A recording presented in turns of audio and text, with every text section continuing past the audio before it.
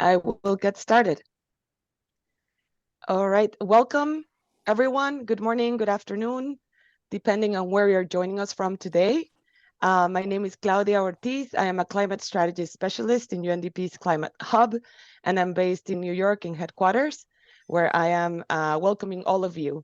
I have the privilege of being your moderator for today's webinar. This is the second webinar under the Adaptation Pipeline Accelerator initiative, and it's titled Accelerating Adaptation Through Financing Nature.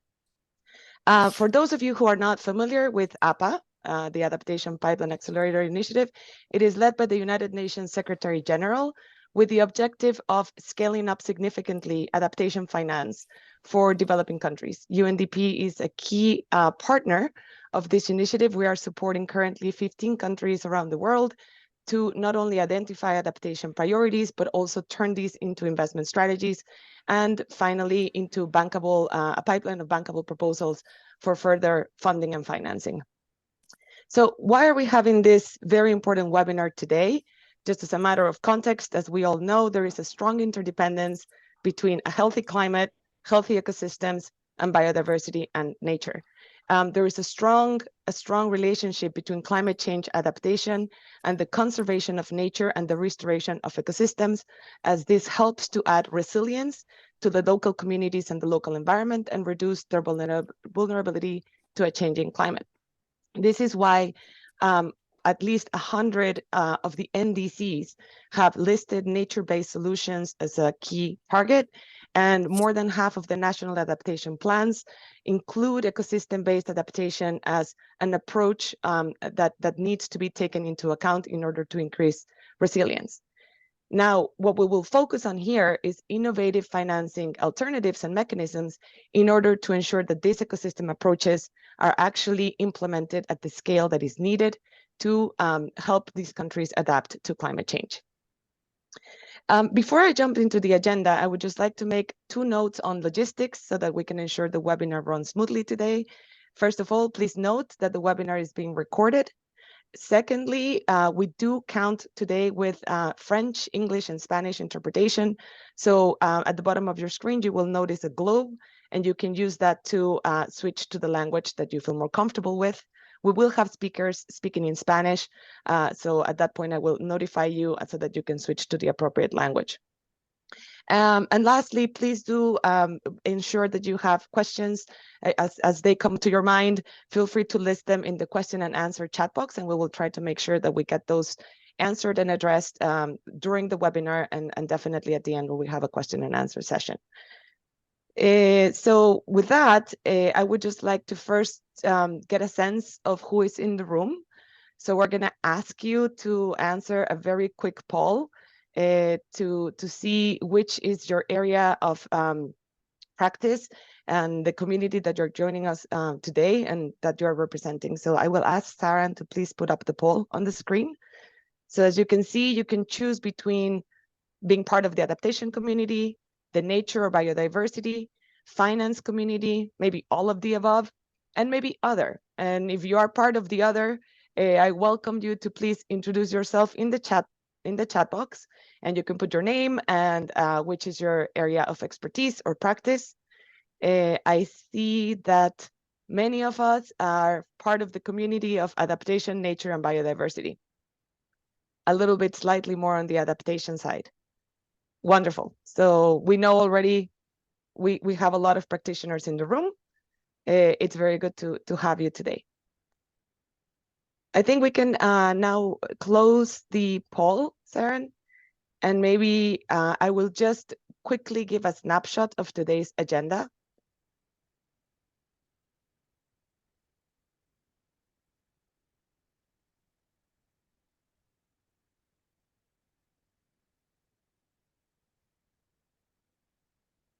Hello? Olivia is working on it. You can go ahead, Claudia. Okay. All right. So as they put up the slide, the agenda today is basically going to be divided in 2 main sessions. So the first session, we're going to have presentations by 2 experts on the topic of nature and biodiversity finance. And this will be then led by a panel of practitioners. We have 3 practitioners in the panel who will be discussing country experiences of different mechanisms for financing nature and ecosystem approaches for adaptation. And after that, we will have a question and answer session. So I will ask you again to, if you want to start listing your questions in the chat, that's great. But we will hold the question and answer session towards the end to ensure that we have sufficient time for the framing presentations and for the panel discussion. Okay, great. Now we have the people in the screen. So without further ado, I would like to introduce our first speaker of the day, Mr. John Tobin de la Puente. He's a professor of practice of corporate sustainability at Cornell University. Dr. Tobin is a tropical agroecologist and a corporate lawyer with over 2 decades of private sector experience. He worked as a managing director and global head of sustainability at Credit Suisse, pioneering a variety of initiatives and policies aimed at improving environmental and social risk management in the banking industry. We are very excited to have you today, John, and please take the floor. And I'm excited to be here. Thank you very much.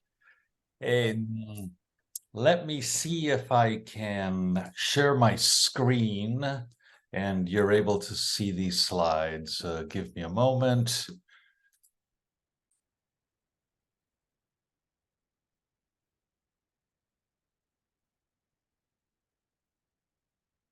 Okay. Try this one again. And I trust you're able to see the slides on your screen? Not yet. Okay. Just one final thing then. And I think we'll be all set.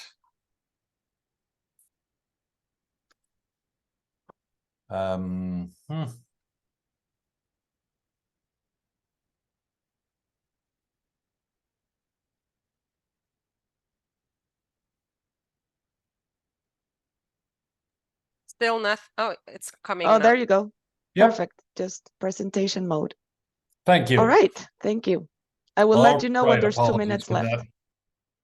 I'm sorry? I will alert you when there's 2 minutes left. Excellent.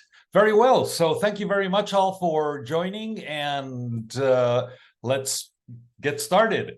You may have heard the term conservation finance, or more recently, the term nature finance or biodiversity finance. And without wanting to go into the semantic issues, I'll just mention that all 3 of those terms are used interchangeably. Conservation finance is probably the one that we have seen the most. And let me just illustrate it by analogy rather than trying to get into definitional issues.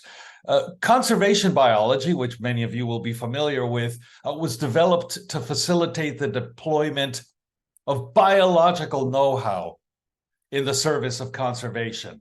More recently, conservation finance is being developed to facilitate the deployment of financial know-how rather than biological know-how in the service of conservation. And while there are many ways that the topic can be approached, this is what I view as the foundational questions of conservation finance. How much funding goes every year on a global level to biodiversity conservation? The first question I have here. The second is, how much should we be spending on global biodiversity conservation if we're going to manage our natural heritage sustainably and for the long term? And finally, if there is a difference between actual spend and existing needs for conservation, and you won't be surprised to hear that there is a delta, how do we fill this global biodiversity financing gap? Much of this work got started roughly a decade ago with a collaboration between WWF, McKinsey, and Credit Suisse that gave not a first look, but I think at that point, the most holistic look at what the needs of conservation were, and some preliminary estimates were generated from that collaboration that compared the current spend in the order of $52 billion per year globally on biodiversity. That's the left-hand column in the graph in front of you, with the actual needs of conservation, which is the far right. And that delta, that difference, is the middle column, of which the blue parts, or the teal colored parts, are proposed governmental funding, and the white part is to be decided.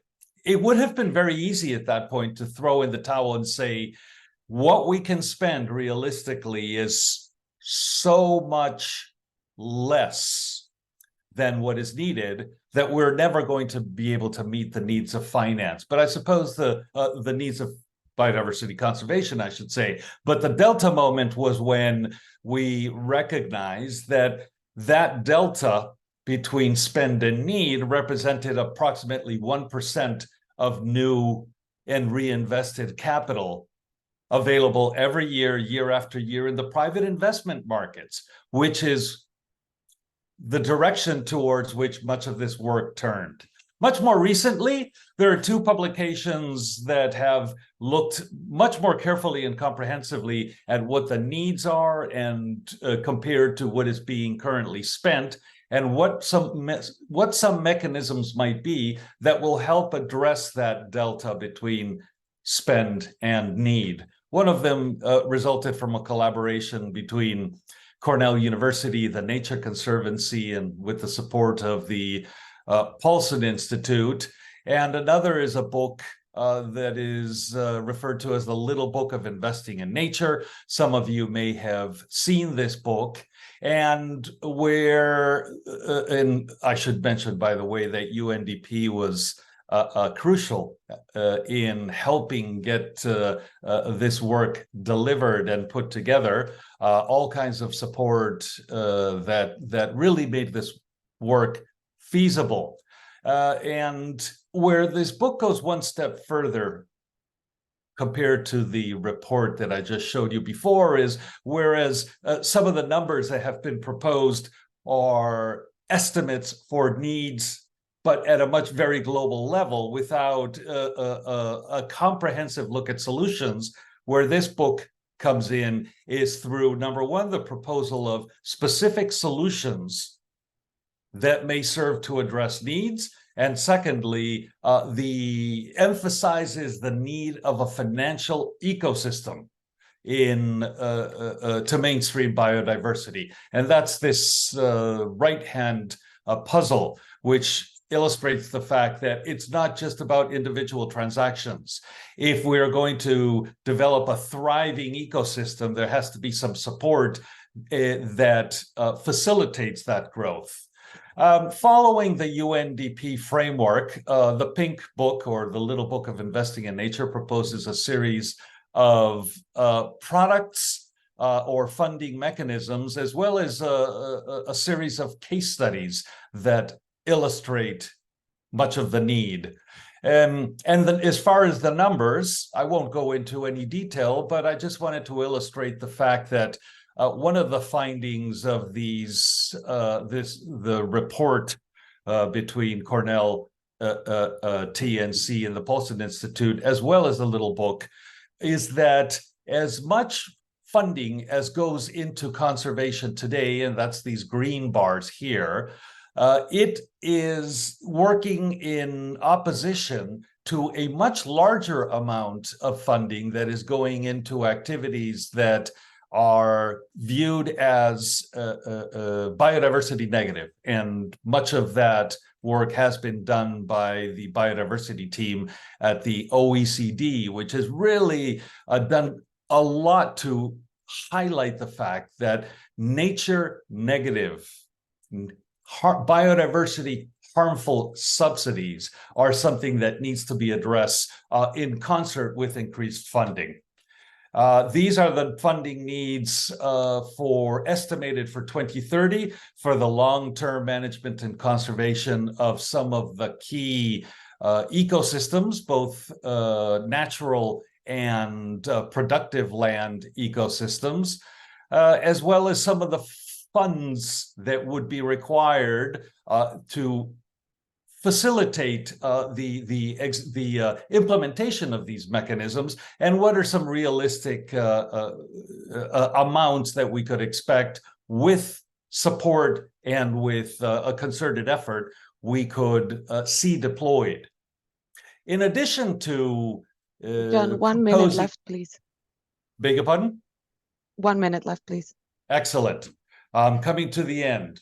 In terms of the mechanisms that are proposed in the little book of Investing in Nature, in addition to the the BioFin framework, we looked at some of the catalysts out there, including some of the funds that have been developed for conservation finance, and one of them in particular, funds and other catalytic initiatives, I should say. And one that I wanted to highlight with you is CPIC, the Coalition for Private Investment in Conservation, which is a multi-stakeholder initiative that focuses on the enabling conditions that support an increase in private return-seeking investment in conservation, because we feel that, as I highlighted just a couple of minutes ago, we will need private capital deployed into this space if we're going to see some real solutions. And much of the work has gone towards, of CPIC, of the coalition, has gone towards creating these investment blueprints that illustrate successful transactions, as well as facilitating that dialogue. The organization was started by 4 different institutions that came together, recognizing the need for an organization that facilitates the dialogue between conservation and finance, and was launched at the World Conservation Congress in 2016 with the support of a number of partners that signed up at the time as members. I won't go into the details of investment blueprints, but let me just highlight that it's important to understand what has worked and what has not worked. And to the extent something has worked and may be useful to others, developing a blueprint that is made public and that is available to those who may, in their respective jurisdictions and environments, apply that model or a similar model. CPIC addresses a series of needs, primarily providing a forum for communication and research in the conservation finance space. And let me just leave it with there with one final thought, and that is the climate adaptation space, like conservation finance, is not a conventional finance space in which an understanding of finance is all that is needed. It is a cross-disciplinary area in which there is expertise of at least 2 kinds required to do anything successful: finance and climate adaptation in the case of this group. And the experience of providing that forum for dialogue and understanding and addressing some of the questions, and frankly, highlighting the importance of the field, is just one way in which CPIC may have experience that is useful to the adaptation community. And apologies for going over by a minute or 2, but I wanted to make sure we covered that final point. Thank you. Thank you. Thank you so much, John. I really appreciate it. And definitely it's important to tackle the negative, for example, the negative subsidies as much as it is to tackle the financing needed. So that was a really good point. I would like to next introduce our second speaker, Mr. Onno van der Heuvel. He will speak about biodiversity finance plans and financing solutions. Onno is the global manager of UNDP's Biodiversity Finance Initiative, otherwise known as BioFin. And he leads the team responsible for all global and national activities, program development, resource mobilization, and partnerships. Onno, over to you. And you have 7 minutes, please. I will let you know when you have 2 minutes left. Thank you so much, Claudia, and a little shout out to John, reminding us of the work we did together in the past crunching lots of big numbers. Let me try to go a bit more into detail of what we have been doing on the ground. So I work for a global program which is called the Biodiversity Finance Initiative, or which is usually known as BioFin. And interestingly enough, both John and I are using chameleon pictures. I guess that's because we have to adapt, and no other animal is more symbolic than a chameleon. But actually, it's also really symbolic for the way that we are doing our national biodiversity finance plans. It's really not like a straight jacket. It's something that strongly adapts to the local context and culture. And so the next adaptation that we want to make, we have not been doing now this finance plans for about 10 years, is to better, let's say we have proof of concept, to better integrate climate change, and in particular actually adaptation, because we quickly saw that integrating mitigation is more obvious and more linear. And integrating adaptation, I think, together with biodiversity are two complex topics, but nonetheless, we have a lot of capacity, in particular in UNDP's climate hub, to help to identify the solutions that could be positive for both. So I'll just be very brief about our methodology, but it's really, based on a scan of the existing landscape that we then help to identify around 10 financing solutions in every country that should together help to fill the national finance gap in that country, and in particular working with the finance sector, which is not conventional for the biodiversity community. So this is finance ministries, but also central banks and regulators and other key stakeholders in the finance sector. So let me fast forward then to what countries chose in those plans, but also importantly what they implemented, because since 2020 we have been implementing those plans. So here are just a few quick examples to give you an impression. And in total there are more than 150 other examples that I'm not going to mention for you. So the first example is coming from the city of Bogota in Colombia, where we have developed a payment for ecosystem services scheme, where the government of Bogota has put $2 million for all kinds of, let's say, small conservation projects. And why I mention this example is because we shouldn't also forget about cities. And I think for adaptation, cities are really important. For biodiversity, they're less obvious, but nonetheless, actually, they're kind of really critical stakeholder that we have to work with more. And the second example is coming from Malaysia, where we worked on a mechanism which is called ecological fiscal transfers. It's basically channeling money from the central government to states, but using ecological criteria. For example, if you have more protected areas, you're going to get more money, to put it a little bit simpler than it actually is. So it's a kind of conservation dividend. And in the last 3-4 years, the government of Malaysia has channeled already more than $80 million through this mechanism, through the different states, which is also partially used for biodiversity goals in those states. Then the third example comes from the Philippines, where we worked on public budgets, which are still the most important source, positive source for biodiversity finance in the world. So we should definitely not forget them. And we helped to develop a new budget proposal, where in the last years, more than $53 million has been allocated for more than 100 protected areas in the Philippines. And the last example comes from Botswana, where we again looked at protected areas, which is sort of the bedrock of conservation strategies. And we helped to revise all the different fees that they have. And these fees have been, the new fees have been applied since last year. And we just got in the new numbers, and we saw that there's an increase in revenue of more than $3 million in the first year by using those new fees. So maybe you think that biodiversity is something you need to spend money on, but it's also a very important source of revenue for countries. So now... There's 2 minutes left, please. Thank you. Let me try to be fast here. So now what we want to do is align better this biodiversity finance flow and adaptation flows. So I think we always have to look at the two sides of the coin. But in particular, climate change is one of the most important drivers of biodiversity loss. And so adaptation is really needed for conservation itself. And I just list a few things that we can do: restoring ecosystems, making them more resilient, and also by working on the financial resilience of our economies. And so here are a few plans that are work in progress.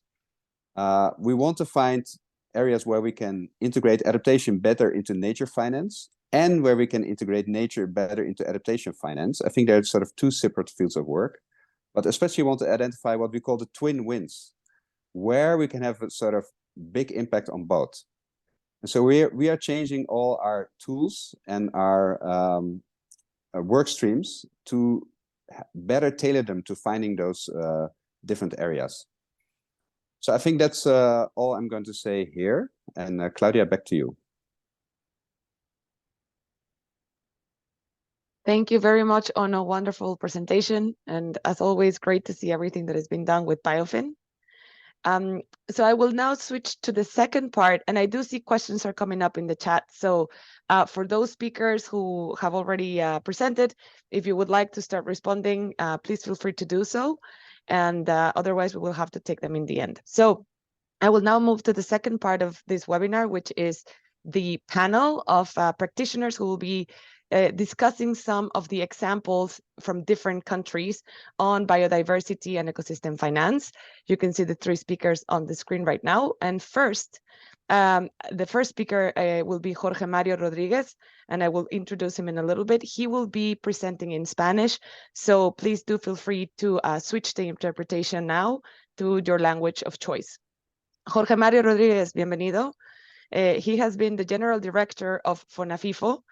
FONAFIFO is the Forest Financing Fund of Costa Rica since 1993, with over 30 years of experience in the development and implementation on innovative financing mechanisms and resource mobilization at the national and international levels. Jorge has been part of Costa Rica's delegation to the UNFCCC and the UNCDP COPS, and he is the RED Plus focal point to the Forest Carbon Partnership Facility. Very excited to have you today. Jorge Mario, adelante, por favor. Si gusta comenzar su presentación, tiene 7 minutos y le voy a decir en cuánto tiempo queden 2 minutos.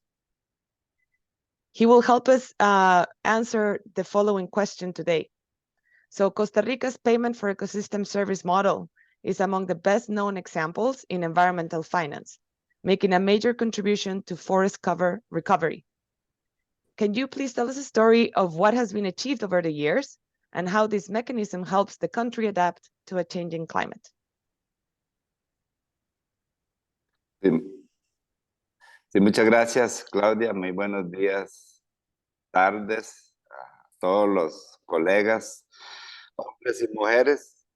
Voy a contar en muy poco tiempo algo de las experiencias que tenemos como país.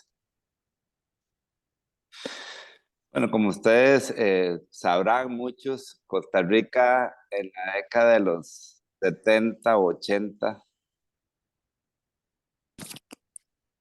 fue uno de los países campeones en la deforestación, producto de diferentes políticas macroeconómicas a nivel mundial. Nosotros sucumbimos ante esas iniciativas en donde lo que hacíamos era cortar bosque para darle otro uso a esas áreas, llámese cultivos tradicionales, llámese ganadería. Bueno, por dicha y gracias a Dios, en su momento, los decisores de Costa Rica, los gobernantes, las asambleas legislativas, nuestros diputados, se dieron cuenta de la catástrofe ecológica que nosotros estábamos produciendo con eso, y cambiamos un poco la dinámica en cuanto a la aspiración de nuestro desarrollo. Costa Rica como tal aspiraba en aquel entonces y hoy más que nunca a crear nuestro desarrollo con fundamento en un buen manejo de nuestros recursos naturales. Es así que en 1997, 3 años o 5 años posterior a la Cumbre de la Tierra, ya Costa Rica aprobó una legislación forestal en donde, entre otras cosas importantes para la conservación de la biodiversidad y de la aspiración de ese desarrollo verde que nosotros queríamos, es que se prohibió el cambio de uso. forestal. O sea, una persona, distintamente quien sea, tenía bosque, si cortaba el bosque para darle otro uso, estaba cometiendo un ilícito y por lo tanto podría ser penalizado. Importante también para nosotros que también en esa ley forestal de 1996 se cambió el paradigma, en donde Costa Rica pasó de ser un gobierno en el cual favorecía con una donación o recursos no reembolsables a quienes reforestaran, para pasar a un esquema de un reconocimiento económico por el pago por los servicios ambientales que se generaban de esas acciones positivas que nuestros productores campesinos e indígenas hacían, que era proteger el bosque, reforestar o sembrar árboles dentro de sus cultivos. Tanto fue así el impacto que nosotros tuvimos con esa degradación de los recursos naturales, que en esa misma ley forestal, además de la prohibición del cambio de uso, fue la primera vez que yo recuerdo en la historia del planeta que se creara un impuesto al consumo de combustibles fósiles para financiar lo que es la protección de los recursos naturales. Y es así que en esa ley se establece que del impuesto al consumo de combustibles fósiles, el 3.5% de ese monto, el Ministerio de Hacienda lo trasladaba al Fondo Nacional de Financiamiento Forestal para que el fondo le transfiriera esos recursos a los pequeños, medianos productores para que protegieran el bosque. Entonces son cosas, son hitos importantes, son paradigmas que se rompieron y yo creo que eso ha significado en mucho el éxito que nosotros como país hemos tenido para proteger los recursos naturales y aumentar la cobertura forestal. Nosotros logramos en menos de 30 años duplicar la cobertura forestal que nosotros tenemos.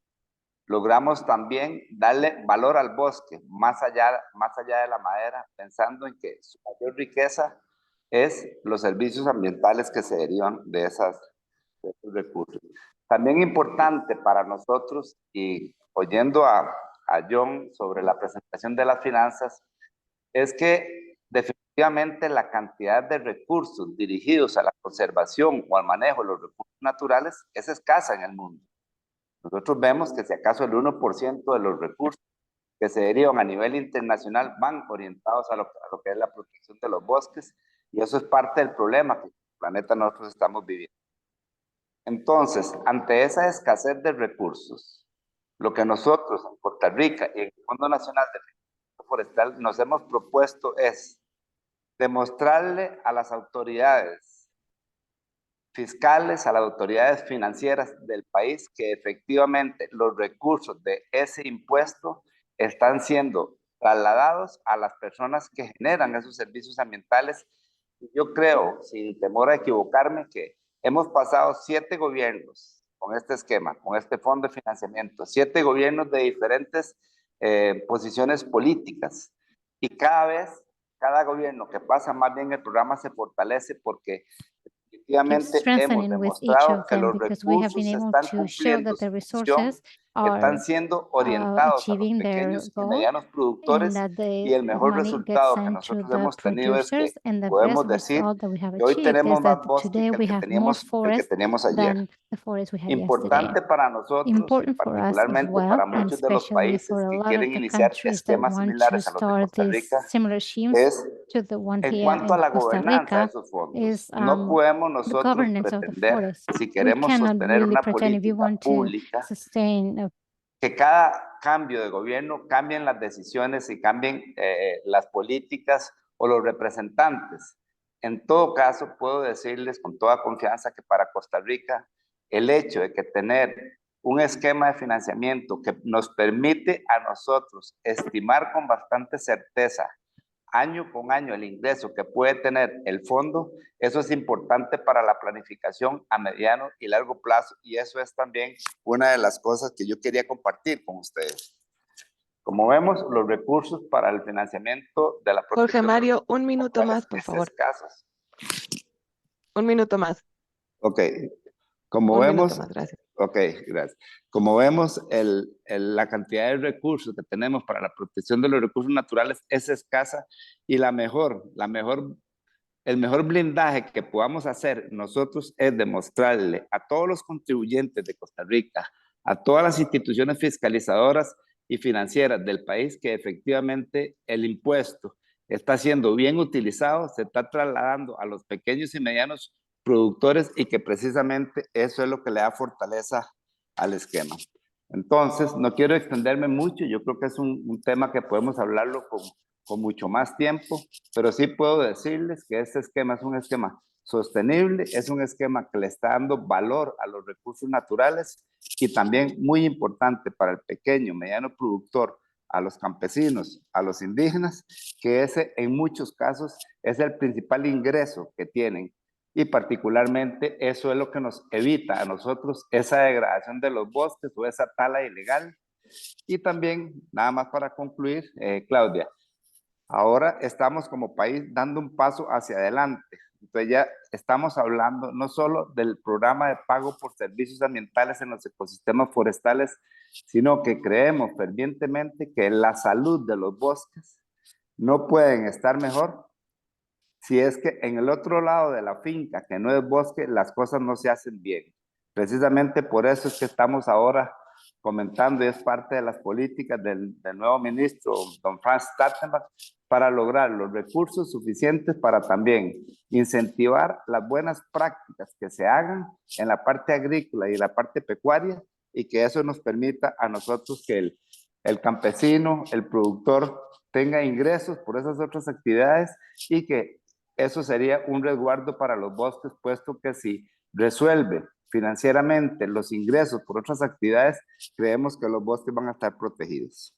Muchísimas gracias, Claudia. Muchísimas gracias a todos los compañeros, y aquí estaremos para contestar cualquier inquietud o pregunta. Gracias. Muchísimas gracias, Jorge Mario. Es bastante interesante la presentación de Costa Rica. Un gran ejemplo. It is now my pleasure to introduce the second panelist today, our very own UNDP's Dr. Radhika Dave. She is a regional technical advisor on adaptation in Africa with UNDP, with over 18 years of experience working in socio-ecological approaches on local governance, ecosystem services, and ecosystem-based adaptation. She oversees the design and implementation of projects focused on these issues, funded by the Global Environment Facility and the Green Climate Fund. So, Radhika, you will help us answer the following question, I hope. What are some of the challenges for financing nature-based solutions for adaptation? Please share some examples from the countries that you have worked with in UNDP. And also, and this is my favorite question, maybe shine a light on the differences between ecosystem-based adaptation and nature-based solutions as terms. Thank you very much, Radhika, and over to you. I will let you know when you have 2 minutes left.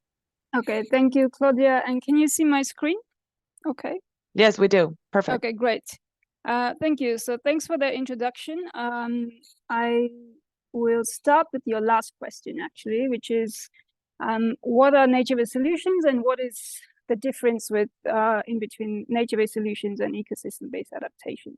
So nature-based solutions is an umbrella concept where actions to protect, restore, conserve, sustainably use and manage ecosystems, natural resources, biodiversity, freshwater, coastal, terrestrial systems can help address a variety of societal challenges. So it can be nature-based solutions to design, nature-based solutions designed with mitigation as a primary objective, climate mitigation, or disaster risk reduction, or livelihood generation.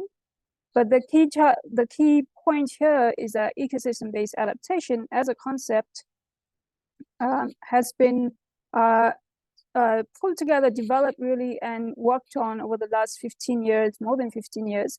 And it focuses on addressing climate risk and is a nature-based solution for enhancing resilience to climate change. So EBA is the use of biodiversity and ecosystem services as part of an overall strategy to help people as well as ecosystems address or deal with the impacts of climate change and enhance adaptive capacity. So one key point there is also that EBA it builds on the ecosystem approach and is really focused on the resilience of people, but also ecosystems that then serve that foundation. So I'll share a few examples from our portfolio, but I wanted to give you a sense for the breadth of work UNDP has been supporting and working on in different countries.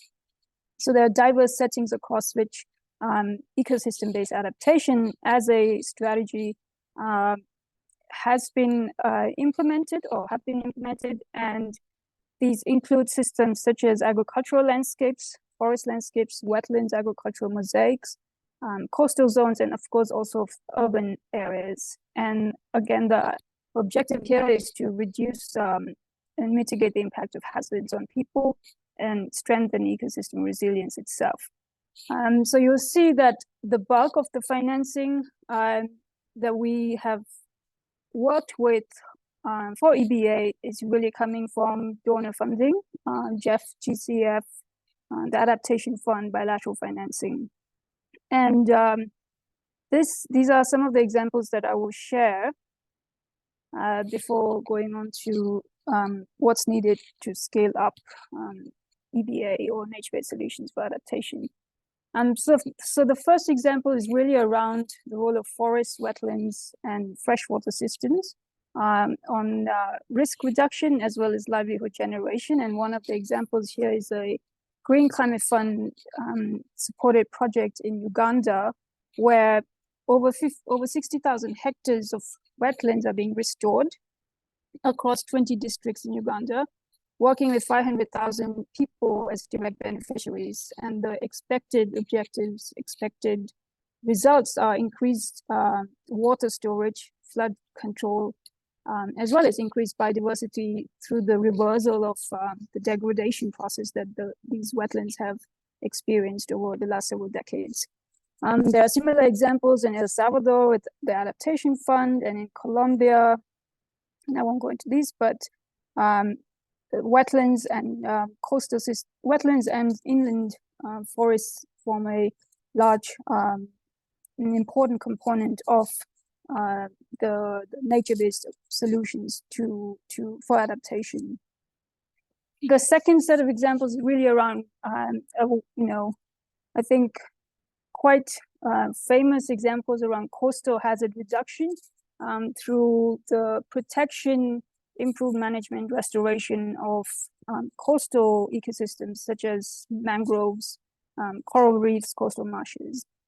And here, an example from Cuba, again, a Green Climate Fund project where restoring 11,000 hectares of mangroves and 3,000 hectares of coastal marshes is improving shoreline stability, reducing the risk of salinization, enhancing freshwater infiltration, as well as mitigating the impact of coastal storm surges on people's lives. Similar examples can be found in our portfolio of initiatives supported by the Global Environmental Facilities, LTCF projects. So now I want to speak to your question around what's next, and in that context also highlight some of the challenges. So one of the things that we are doing as UNDP is to promote the use of innovative policy instruments. The BioFin example is a great example, working with governments on debt for nature and climate swaps, green bonds, the establishment of payment for ecosystem services, particularly also for water as an ecosystem service. Because often when you're talking about climate hazard and climate risk, one of the pathways through which these impacts are felt is really water stress, scarcity, and the consequences both to people as well as the environment and the economic sectors that depend on water, which is really all the sectors. And so we're also looking at how to enhance growth engagement of private sector so that we actually have blended financing opportunities. So one example is from Latin America, where UNDP is working with governments to pilot green and blue nature performance bonds and to also integrate green taxonomies into budget tagging. The other example is really looking at payment for ecosystem services for water as an adaptation strategy, as a sustainable financing strategy for adaptation.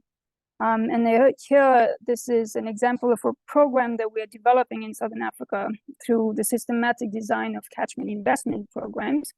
And the crux of this is that large water users can pay into a fund that allows for upstream land stewards to improve watershed management, improve the flow of ecosystem services, reduce erosion, etc., and through that process reduce the vulnerability of both the upstream as well as downstream communities. And so some of the large landowners that we're looking at here, large users we're looking at here, commercial farmers as well as hydroelectric companies. But one of the things that I want to point out here is that in the absence of specific legislation or enabling policies that would allow for mechanisms such as payments for ecosystem services, if you're looking at a project context, this essentially becomes voluntary, and so you run into challenges vis-a-vis allowing facilitating a structure whereby private sector particularly can contribute to a sustainable financial mechanism, knowing that the funds are going to be used for their specific site or catchment. So this is something we've heard quite a bit through the process of designing that program in Southern Africa, which is not only around what is the evidence base in general, but what is the guarantee that the funds will be used for that particular area, and how will the work, the long-term restoration, long-term management continue beyond the life of these initiatives. So that is an important part of the puzzle to work out, and different countries would have different contexts. But one couple of last points. One is around, I think one of the speakers mentioned how little of the financing goes into forests. If you look at nature-based solutions for adaptation as an overall area strategy, as of 2018, only around 0.6 to 1.4% of the total climate finance flowed into the overarching nature-based solutions for adaptation. And this is around 3% of the public climate finance flows. We know that over 80% of the current funding going into this area of work is from grants. And grants are extremely important, especially when it comes to de-risking participation by different sources of funds, so private sector in particular, but they need to be able to catalyze these other sources. And so we need to understand how to develop, value, and structure EBA investments such that we attract the private investment, long-term financing, but do so in a manner that meets the needs of the people on the ground, so the local communities, as well as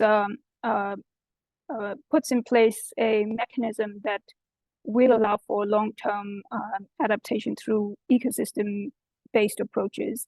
And this is one of the points that's key with EBA, which is it is in essence multi-sectoral, it's cross-disciplinary, and therefore it requires coordination, collaboration, both horizontally, but also vertically.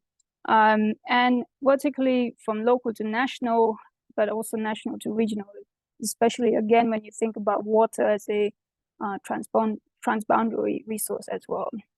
And then finally, just to stress the point that I think,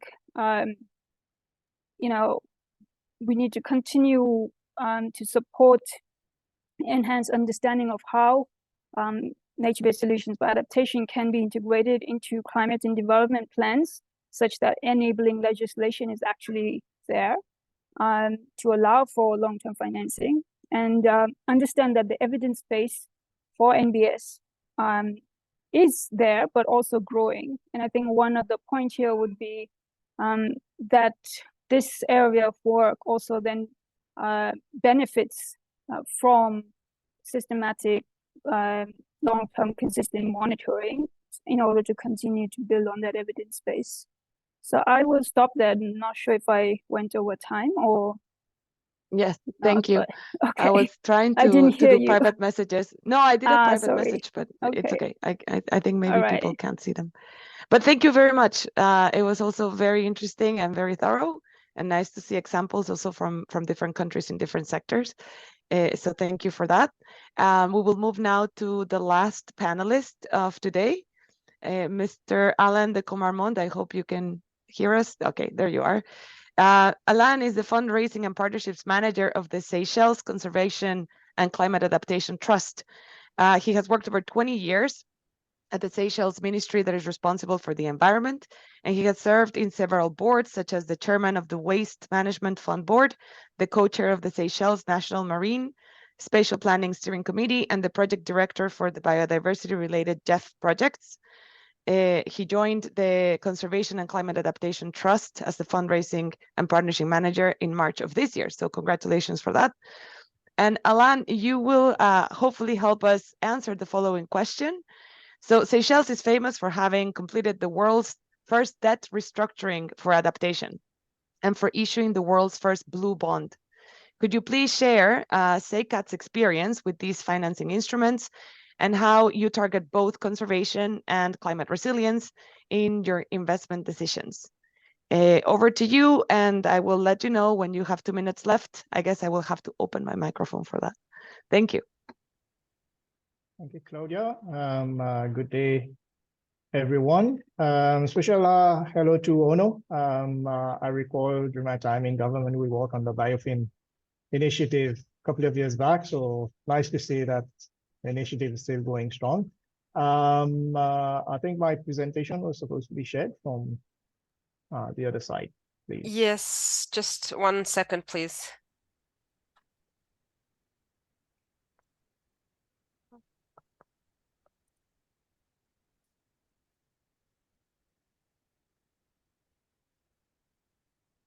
Can you see?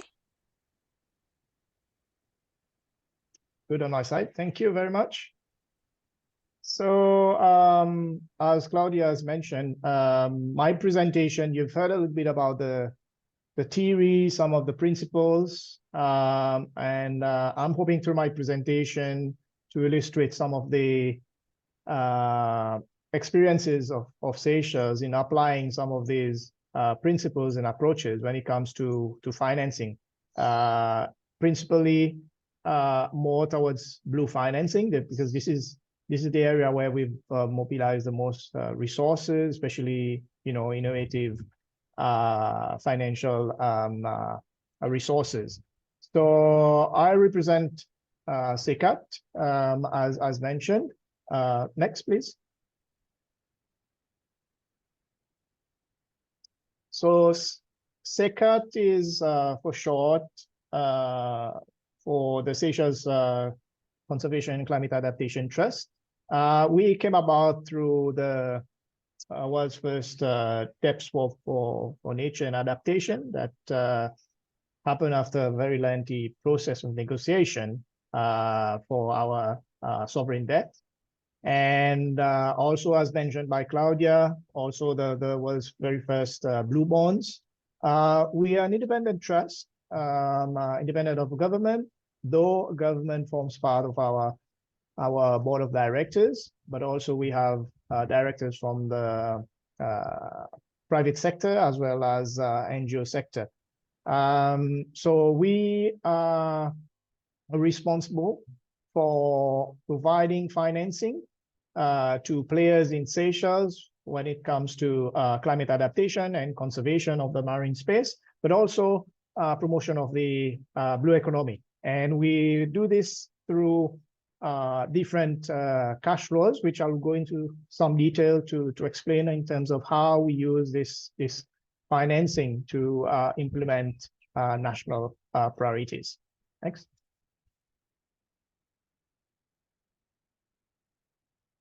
So in essence, as I've explained, our operations is more geared towards a blended capital approach. Our main proceeds and source of financing came about through the debt swap deal, which we undertook in 2018 after a very lengthy discussion. This schematic diagram, is just to show a little bit about the structure in terms of involvement of different players to eventually reach, the result of the swap, which involves, key partners in the NGO sector, as well as impact investors, which made it happen together with the World Bank when it came to the blue bonds, as well as the GEF, also as part of the debt swap, and the blue bonds. Of course, the government was very instrumental in the process, naturally, but we got significant help from the Nature Conservancy to help us technically in moving the scheme ahead, but also to help us in reaching out to investors, funders, who were willing to go on board with Seychelles in this endeavor back then. So in this diagram also, you can see the three funds, which the proceeds from the blue bonds and the debt swap goes into.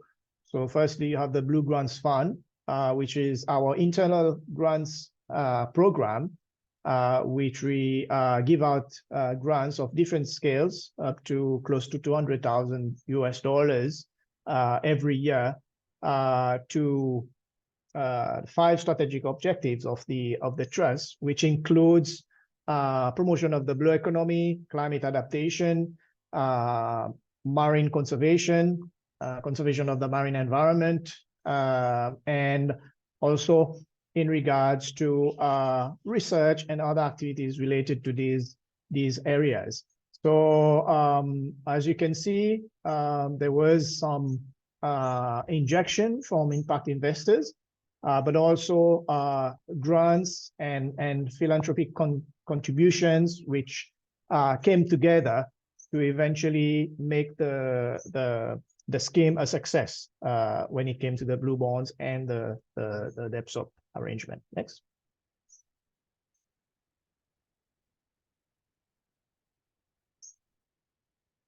So the impacts, obviously, we had a goal in mind, and the main impact, more or less, related to the proceeds from the debt swap was our 30% designation of MPAs back in 2019.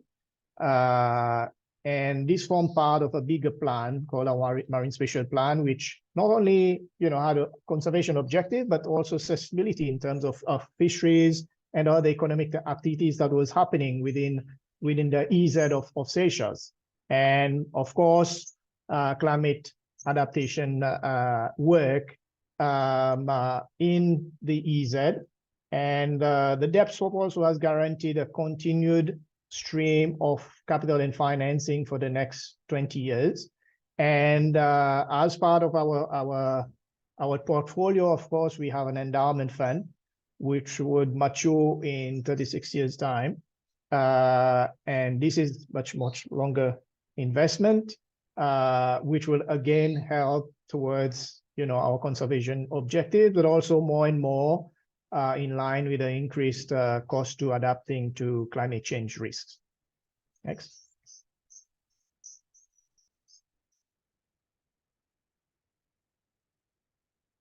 So of course, this is just to illustrate the importance of having, the right partners coming together, sort of like the formula to the end product, which was the blue bonds. And it was quite a lengthy process, of course, to go ahead with this. But in the end, I think it was a massive gain for Seychelles. As you can see, the proceeds nationally is split it up into two. So you have the grants, which is given out by SECAT, the trust, and the other proceeds other portion of the proceeds of the blue bonds going to the Development Bank of Seychelles. This is geared towards more like upscaling of projects, investments related to oceans, related to blue economy. And this is something that's been developing slowly.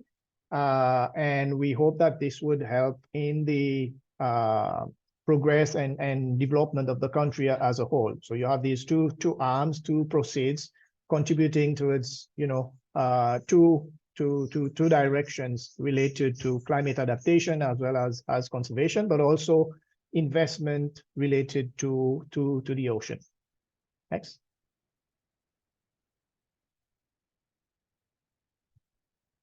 So of course, the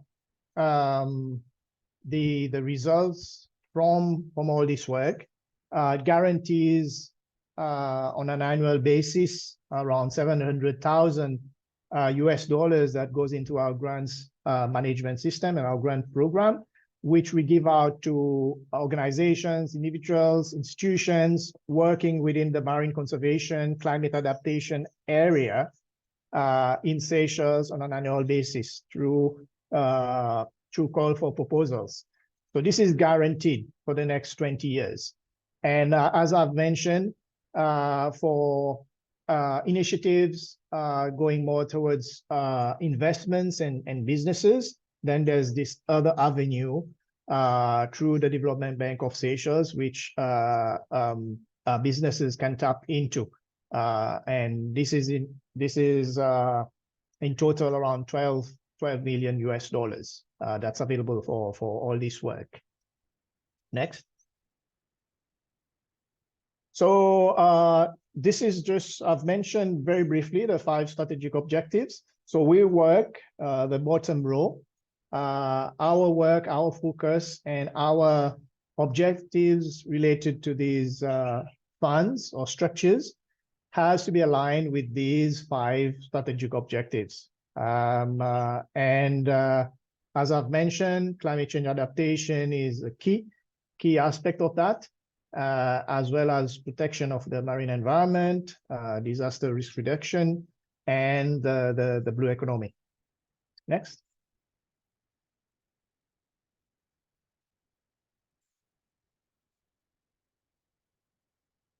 And of course, you know, with these 2 schemes, it gives relief to government in terms of its debt, external debt, but also breathing space, fiscal space to give priorities to other issues nationally, whilst we focus on what's very important in line with our vulnerabilities when it comes to climate change and also our conservation objectives. It's important to note that even government also, because they were a partner at the very beginning, can also benefit from funding from our trust, from the proceeds of our trust, and even, you know, the blue bonds proceeds. So it's a win-win for everyone. We achieve the conservation objective, but also on the financial side of government, there's a huge benefit. And this is why I think government back then bought into the idea and was willing to go ahead to try out these new innovative approaches so that, you know, both sides can benefit. Next. This is just to illustrate what I've mentioned in terms of our grant system. So to date, we've given out about $3.2 million US worth of grants. And we are now in the 7th cycle. So every year, at least players within working within these 5 strategic objectives of SECAT and within the, of course, the national priorities can look forward to grants to work, you know, within these areas, and we will continue to do so. And this year also, we are now right in the middle of evaluating the applications for the 7th cycle. And of course, as of next year, then we'll have the other cycle. So last slide. One more minute. Okay. Perfect. Last slide. So it's just to illustrate, apart from these two innovative schemes that we've undertaken, which guarantees a very steady and sustainable stream of financing for conservation and climate adaptation in Seychelles.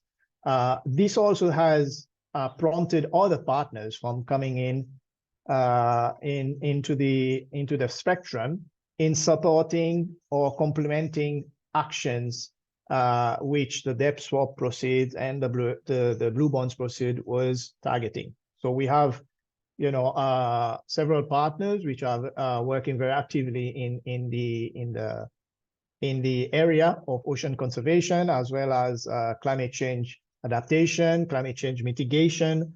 Partners like Blue Nature Alliance with Foundation, Ocean 5, the Nature Conservancy, Pew Charitable Trust, but also the Critical Ecosystem Partnership Fund. And most recently also we've benefited from funding from the GFCR for a project looking at resolving issues and matters related to coral reefs, targeting financing sustainability, looking at businesses, business incubators, parametric insurance implementation in Seychelles. So I think this is one thing that Ono will be very happy to hear about, because some of the ideas in the project originates or springs from some of the suggestions from our BIFIN recommendation or initiatives back then. So on my side, this is my last slide, and thank you very much, and looking forward to any questions. Thank you. All right. Thank you very much, Alan, and thank you to all the panelists.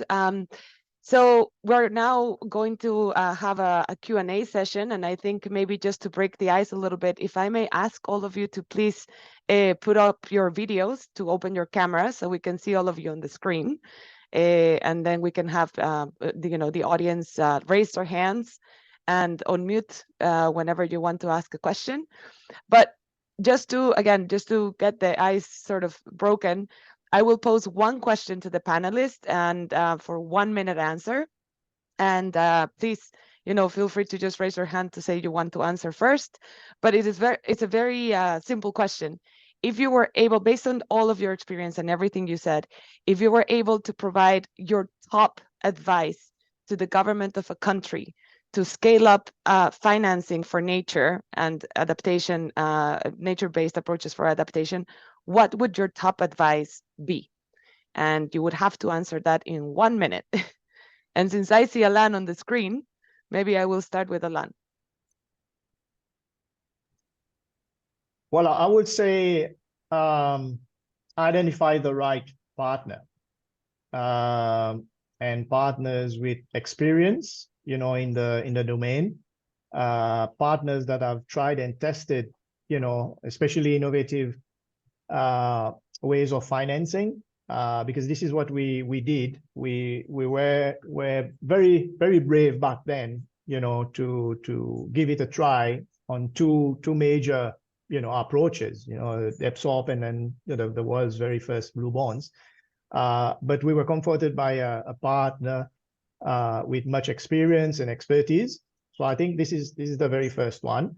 And secondly, I think it's very important to look at your capacity and expertise to go ahead with this endeavor, because it's not only during the negotiations and discussions or interactions with donors that's very important, but most important is the post implementation. Once you've succeeded with such schemes, then it's very important that you have the necessary capacities, human capacity, but also institutional capacity to drive, and implement these activities accordingly, at different levels nationally, because Excellent. Obviously there's different requirements, reporting, monitoring and reporting requirements from donors, from impact investors. So it's very important that this is considered before they embark on such undertakings. Thank you, Alan. Maybe I'll go to Radhika. Yeah, thanks, Claudia. Interesting question. So I think in addition to what Alan said about knowing your partners and picking them wisely, I would suggest that, governments consider ring fencing a certain percentage for nature-based solutions for adaptation of their financing. So whether this is coming from the public budget or large partnerships initiatives or working with the private sector, because we need to be able to overcome some of the current barriers which keep coming up, which is around, how do I know this is going to work in my context? And that requires some upfront capital.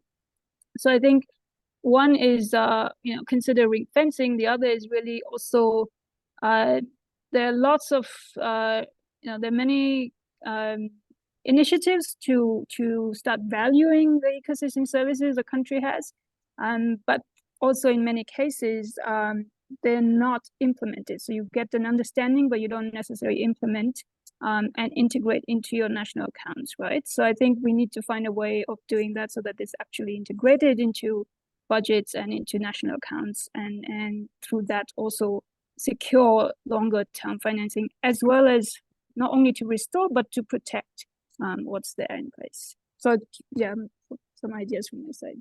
Thanks. Thank you, Radhika. And lastly, I'll give the floor to Jorge Mario, and then we'll take questions from the floor, which I also hope Ono and John can help us answer. Jorge.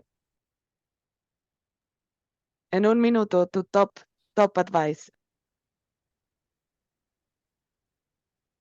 Sí, muchas gracias, Claudia.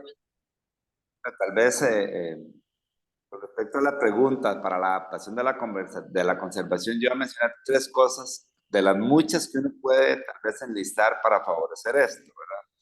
Uno, así específicamente, yo creo que es muy importante que se le dé el reconocimiento real a quienes producen los servicios ambientales. Nosotros muchas veces mencionamos, ¿verdad?, de que alguien protege el bosque, le insistimos o le ponemos restricciones al uso del bosque, pero realmente no se le reconocen los servicios ambientales y no tenemos quien pague por ellos, a pesar del beneficio que tiene la comunidad nacional e internacional. Otro aspecto importante que también debemos de considerar es la tenencia de la tierra, que poco se habla de esto. Yo he estado en varios foros y por lo menos Costa Rica siempre ha sido muy enfático y ha sido muy vocal en eso, en el sentido de que no podemos nosotros pensar en adaptación, en resiliencia, si el campesino, el pequeño productor o el indígena no tiene certeza jurídica a su tenencia de tierras, porque eso también es un factor de mucho riesgo y de mucha vulnerabilidad. Y también lo mencionaba la compañera que me antecedió, es importante también tener claro cuál es el financiamiento a largo plazo, que nos permita no solo estar batallando año con año para ver si tenemos presupuesto para financiar las actividades que vengan a favorecer la adaptación o el aumento de la resiliencia. Necesitamos fuentes firmes, fuentes sólidas que nos permitan a 10, 20 años planificar, tener certeza de que esos ingresos los vamos a obtener, para así nosotros hacer las proyecciones y los pagos o las transferencias a los productores pequeños, medianos, campesinos, para que hagan esas acciones en favor del ambiente. Gracias, Claudia. Gracias. John, would you like to answer this question or take some from the floor? Because I do already have questions in front of me. Yes, I'd love to jump in with an go ahead. answer to that question. I'll try to keep it short. But what I would say to this government official or officials is, no matter how successful you are in growing your budget for environmental protection, it is never going to be enough, at least not in the short to medium term. And while it's natural for us to gravitate towards the solutions that we're familiar with, governmental budgets and funding to manage protected areas, we need to move way beyond that into more innovative solutions. And many of those solutions to environmental challenges, to nature protection, are going to involve a close collaboration, partnership, or transaction with the private sector. That said, the private sector is out there to make money and to earn a profit. So even if you will find it hard to justify within the government to hire expensive consultants or legal representation to make sure that your interests are protected, it is money well spent, because otherwise you will be one more in the list of governments that really ended up striking a bad deal with the private sector for lack of experience in the business area. Yeah, thank you. Thank you very much, John. I do have some questions in the chat, but I do welcome Michael Hordofa or Hamidou Diawara if you would like to raise your hand and you know, speak up and raise your question, or any other participant who would like to raise their hand and make a question.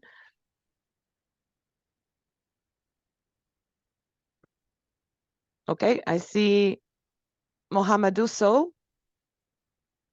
I think I recognize that name. Please go ahead if you would like to ask your question now. Oui, bonsoir. Merci. Oui, Vous m'entendez? bonsoir. Ouais, Vous m'entendez? ouais. Allô?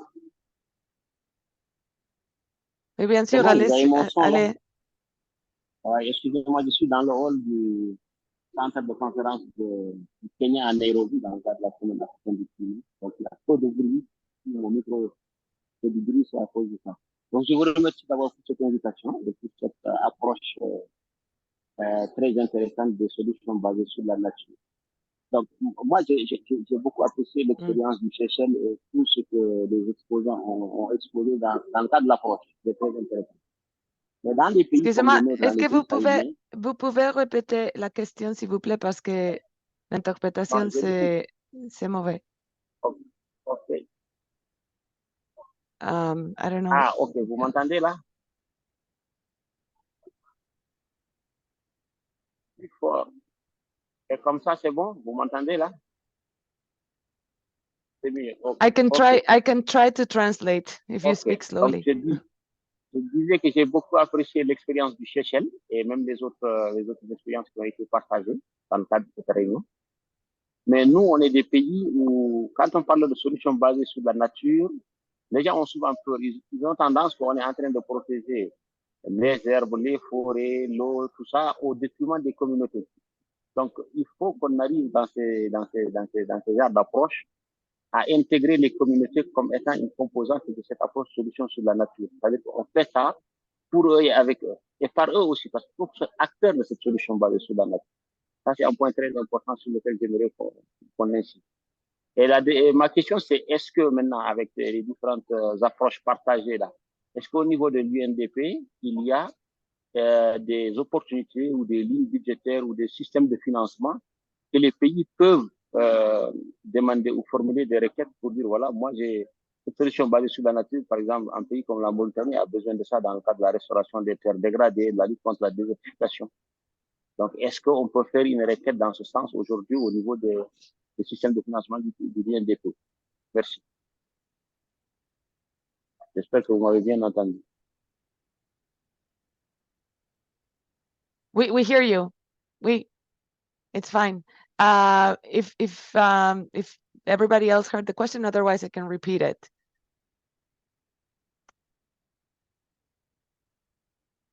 And also, by the way, this is the same question from others on the chat. How do we involve local communities, and how do we make sure that there is local participation in these approaches and for these financial mechanisms? And in this case, Mohamedou also asked, how can we engage with local producers? Who would like to answer this question? And just raise your hand from any of our speakers today. Okay. Oh no, great choice. Thank you so much for this very important question. I think that the GBF is telling us that involving indigenous groups and other local communities has to be now at the foundation of all our conservation and adaptation work. So I think this time around, there are no more excuses of not involving the local communities. I just also pasted in the webinar chat our new database of finance sources, where we did a global mapping of finance sources that hopefully anyone around the world could benefit from exploring. But I think there's basically two sides of the coin here as well. We have to make sure that there are no negative impacts on local communities, and we have to apply a safeguard system to make sure that we identify all the risks and also help to mitigate those risks. And on the other hand, we have to also look at what are the potential positive impacts. So I think that those are some overarching principles, but I think more and more we have to simply design those mechanisms together with local communities. So if we are working conservation of an area where a local community is already living, we have to simply do it together. And there are certain mechanisms that are more suitable for that. For example, there are a lot of community funds, revolving funds, PS type of funds that have been developed. And there are also many other funds where we have helped to implement strong benefit sharing mechanisms. And I think this is another important future that we have to look at, which is one of the objectives of the Biodiversity Convention. So I think benefit sharing mechanism is another important element. But I think by and large, consultation with local communities is a must for all of the conservation works when it involves any site level activities. Certainly, it is definitely a must also for the initiatives we do in UNDP, and definitely carrying more and more weight recently. So thank you for that. I do now see the hand of Michael Hordofa, and I'm going to open your microphone, so please feel free to speak up. Michael, you can just unmute.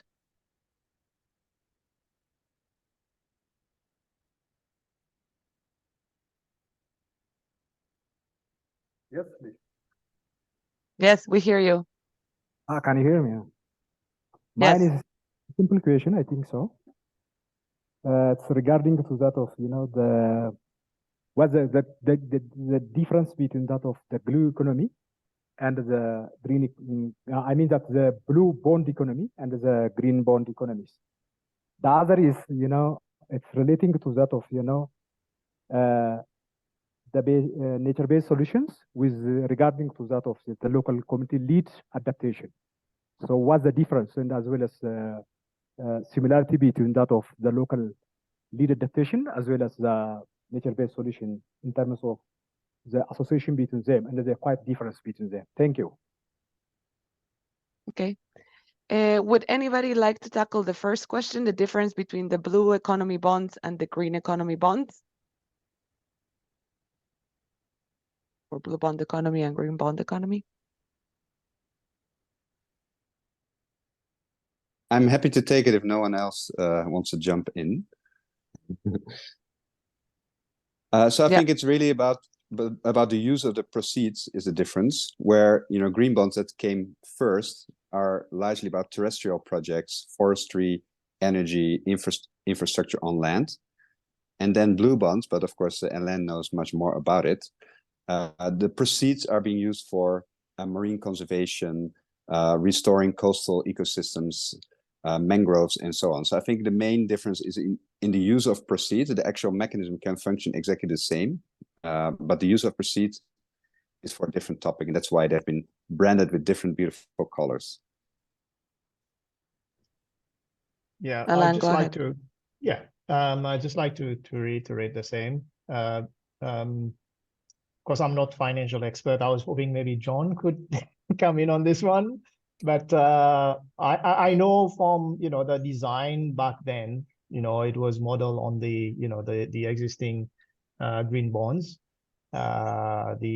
especially the challenges and experiences and lessons learned from the green bonds, and like Ono has mentioned, obviously the main difference is where the proceeds would go, which is more or less on the blue side of the spectrum in terms of the ocean space. So but in terms of the architecture, the nitty-gritty of the architecture of the two bonds, I'm not expert enough to go into that this much detail, but I know it's, you know, when the blue bonds was being designed, you know, the different partners, the World Bank and even the Princess Wales Foundation in the UK, the Jeff and so on, you know, took lessons learned from the different past green bonds to come up with the blue bonds suggestion for Seychelles. Thank you, Alan. We are approaching the end of the webinar. For your second question, Michael, Radhika has left, but I can answer that. Essentially, any ecosystem-based adaptation approach that is, you know, implemented as per the definition of the term, which was obviously coined by UN agencies and the Jeff itself, is meant to be local, right? The impacts of adaptation are first seen locally. And for the most part, we will see the engagement of local communities to be able to implement this. Whereas nature-based solutions, where you know, the idea is also to involve local communities, maybe the impacts can be wider, depending also on the area of implementation and intervention. But ideally, both will involve heavily, you know, local communities, and the impact will be seen locally first. So I think that would be the good start to that answer. We do have 3 questions left. I do see that John is very busy typing responses to some of the very complex questions on the chat. So thank you for that. I would like to, before closing, thank you, you know, to all of the speakers, the panelists, to the people involved in organizing the webinar, and also to all of you participants. We will be sharing with everybody the presentations, and hopefully we'll be able to answer some of the leftover questions as well in writing. And by the way, I would just like to announce that we do have a 3rd webinar under the Adaptation Pipeline Accelerator coming up in October, tentatively October 12th. And this one will be actually focused on private sector finance for adaptation.